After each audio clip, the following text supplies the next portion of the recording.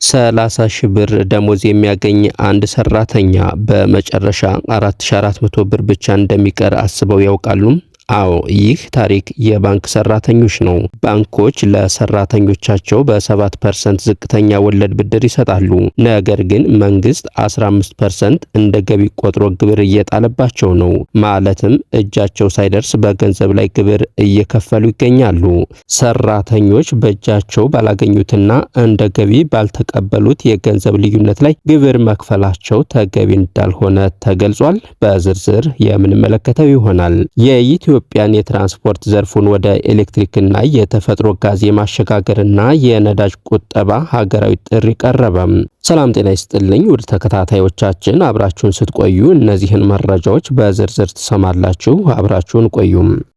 በኢትዮጵያ የባንክ ዘርፍ የሚሰሩ ሰራተኞች ባንኮች ለሰራተኞቻቸው በሚሰጧቸው ዝቅተኛ ወለድ ያላቸው ብድሮች ላይ እየተጣለ ያለው ግብር በመካከለኛ ገቢ ላይ ባሉ ባለሙያዎች ላይ ከፍተኛ የሆነ የኢኮኖሚ ጫና እየፈጠረ መሆኑን በመግለጽ ስጋታቸውን ገለጹ።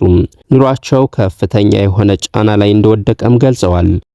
የዘርፉ ተወካዮች እንደሚሉት ለቤትና ለተሽከርካሪ መግዣ የሚውሉ የብድር ጥቅማ ጥቅሞች የሚታሰቡበት የግብር ቀመር የሰራተኞችን የተጣራ ወርሃዊ ገቢ በከፍተኛ ሁኔታ የቀነሰ መሆኑን አመልክተዋል። ችግሩ የሚመነጨው ባንኮች ለሰራተኞቻቸው በሚሰጡት ዝቅተኛ 7% ወለድና መንግስት እንደ ገበያ ወለድ በሚወስደው 15 በመቶ መካከል ያለው ልዩነት እንደ ሰራተኛው ገቢ ተቆጥሮ የገቢ ግብር ስለሚታሰብበት ነው። ለበርካታ ዓመታት የኢትዮጵያ የፋይናንስ ተቋማት ሰራተኞቻቸውን ለማቆየትና ለማበረታታት የቤትና የተሽከርካሪ ብድሮችን በ7 በመቶ ቅናሽ ወለድ ሲሰጡ ቆይተዋል። ይሁን እንጂ የቅርብ ጊዜ የግብር ኦዲት አሰራሮች የ15 በመቶ የገበያ ወለድን እንደ መነሻ በመውሰድ በሁለቱ መካከል ያለውን የ8 በመቶ ልዩነት እንደ ሰራተኛው ገቢ በመቁጠር ግብር እንዲታሰብበት እያደረጉ ይገኛሉ።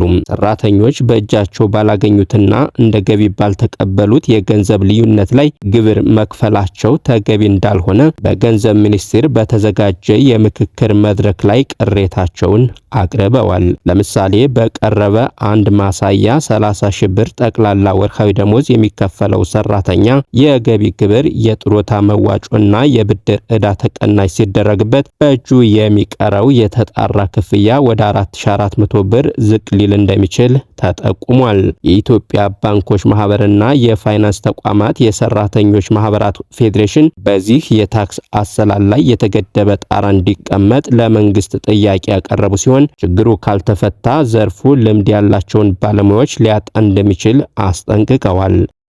ከገንዘብ ሚኒስቴር ግን በወቅቱ ይህ ነው የተባለ መልስ አልተሰጠም። መንግስት የግብር መሰረቱን ማስፋፋት የኢትዮጵያ የኢኮኖሚ ማሻሻያ አጀንዳ ዋነኛ ዓላማ መሆኑን ከዚህ ቀደም ብሎ አጽንኦት ሰጥቶበታል። የፋይናንስ ባለሙያዎች እንደሚጠቁሙትም መንግስት በቅርቡ ግብር የማይከፈልበትን የገቢ ጣሪያ ከ600 ብር ወደ 2000 ብር ማሳደጉ ዝቅተኛ ገቢ ያላቸውን ዜጎች ጫና ለመቀነስ የታለመ እርምጃ ቢሆንም በመካከለኛ ገቢ ላይ የሚገኙ ሰራተኞች ግን አሁንም እየጨመረ የመጣ የግብር ጫና እየገጠማቸው ይገኛል። በሌላ በኩል የግብር ባለሙያዎች በአዲሱ የገቢ ግብር ረቂቅ ደንብ ላይ የሊሚትድ ላያቢሊቲ ፓርትነርሺፕ ኩባንያዎች ትርፍ ባይከፋፈሉ በ30 ቀናት ውስጥ ታክስ እንዲከፍሉ መገደዳቸውና የቅድመ ታክስ ክፍያ አሰላል ላይ ክርክር ያለባቸው የኦዲት ግኝቶች ጭምር መካተታቸው በንግዱ ማህበረሰብ ላይ የአስተዳደርና የጥሬ ገንዘብ ፍሰት ጫና ሊፈጥር እንደሚችል ስጋታቸውን ገልጸዋል።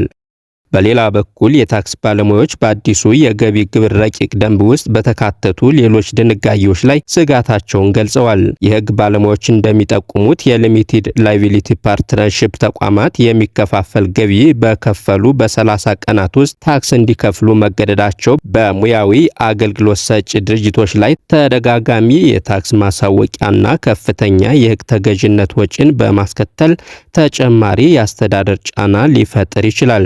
ሌላው ስጋት ከቅድመ ታክስ ክፍያ አድቫንስ ታክስ ፔይመንት ቀመር ጋር የተያያዘ ሲሆን ስሌቱ ባለፈው ዓመት የታክስ ማሳወቂያ ላይ መመስረቱና ክርክር ያለባቸው የኦዲት ግኝቶች ጭምር እንዲካተቱ መደረጉ ቢዝነሶች የተጋነነ ቅድመ ክፍያ እንዲፈጽሙ በማስገደድ የጥሬ ገንዘብ ፍሰትና ጫና ሊፈጥር እንደሚችል ባለሙያዎች አስረድተዋል። በተጨማሪም ማንኛውም ክፍያ እንደ የሚከፋፈል ገቢ ይቆጠራል የሚለው አገላለጽ እንደ ለንግድ አጋሮች የሚሰጥ ብድር ያሉ ህጋዊ የገንዘብ ዝውውሮችን አቶ ጥበብ የተባሉ ባለሙያ አስጠንቅቀዋል። ይህንን አደጋ ለመከላከልም ደንቡ ተገቢው ማስረጃ በሚቀርብበት ጊዜ ለየት ያሉ ሁኔታዎችን እንዲያስተናግድ ሆኖ እንዲሻሻል ምክረ ሐሳብ አቅርበዋል። በሌላ መረጃ የኢትዮጵያን የትራንስፖርት ዘርፉን ወደ ኤሌክትሪክና የተፈጥሮ ጋዝ የማሸጋገርና የነዳጅ ቁጠባ ሀገራዊ ጥሪ ቀረበ። ይህ ስትራቴጂያዊ ውሳኔ በጠቅላይ ሚኒስትር አብይ አህመድ ቀዳሚ መሪነት የተጀመረውንና ሀገርን ከውጭ የነዳጅ ጥገኝነት የማላቀቅ ጉዞ ይበልጥ የሚያጠናክር ነው የተባለ ሲሆን ኢትዮጵያ ያላትን የተፈጥሮ የኃይል ጸጋ በተለይም የኤሌክትሪክ ኃይልን ለትራንስፖርት አገልግሎት በስፋት ጥቅም ላይ ለማዋል ያለመ መሆኑን ሚኒስትሩ ገልጸዋል። በአሁኑ ወቅት በዓለም አቀፍ ደረጃ በተለይም በመካከለኛው ምስራቅ ባለው ጦርነት ምክንያት የነዳጅ ገበያ መዋዠቅና የዋጋ ንረት በኢኮኖሚው ላይ የሚያሳድረውን ጫና ለመቋቋም ይህ የቴክኖሎጂ ሽግግር አማራጭ የሌለው መፍትሄ መሆኑንም በመግለጫው ተመላክቷል። ይህ ሀገራዊ ጥሪ አራት ዋና ዋና የትኩረት አቅጣጫዎችን የያዘ ሲሆን የመጀመሪያው የቴክኖሎጂ ሽግግርና የኃይል አጠቃቀምን እየተመለከተ ነው። በዚህም የኤሌክትሪክ ተሽከርካሪዎችን መጠቀም እንደ ሀገራዊ ባህል እንዲዳብር በነዳጅና በኤሌክትሪክ የሚሰሩ ተሽከርካሪዎች ሙሉ በሙሉ ወደ ኤሌክትሪክ ኃይል እንዲዞሩ እንዲሁም በነዳጅ የሚሰሩትን ወደ ኤሌክትሪክና ተፈጥሮ ጋዝ የመቀየር ስራ በትኩረት እንዲከናወን ታቅዷል። በተለይም የጭነት ተሽከርካሪዎችን በተመለከተ እስከ 20 ቶን የሚጭኑት ወደ ኤሌክትሪክ፣ ከ20 ቶን በላይ የሆኑት ደግሞ ወደ ተፈጥሮ ጋዝና ኤሌክትሪክ አማራጮች እንዲሸጋገሩ ከመንግስትና ከግል ዘርፉ ጋር በቅንጅት ይሰራል ተብሏል። ሁለተኛው ነጥብ የመንግስትና የህዝብ ትራንስፖርት ሚናን የሚመለከት ሲሆን በፌዴራልና በክልል ደረጃ ያሉ ሁሉም የመንግስትና የፕሮጀክት ተሽከርካሪዎች ሙሉ በሙሉ ወደ ኤሌክትሪክ እንዲቀየሩ ጥብቅ መመሪያ ተቀምጧል። ከዚህም በተጨማሪ እንደ ባቡርና ባስ ያሉ የህዝብ ትራንስፖርት አገልግሎቶች በስፋትና በተሟላ አቅማቸው ስራ ላይ እንዲውሉ በማድረግ የዜጎችን እንግልት ለመቀነስና የነዳጅ ወጪን ለመቆጠብ በትብብር መስራት እንደሚገባ ተገልጿል። በሶስተኛ ደረጃ የአጠቃቀምና የነዳጅ ባህል ለውጥን ኢኮ ድራይቪንግ ተግባራዊ ለማድረግ ታቅዷል።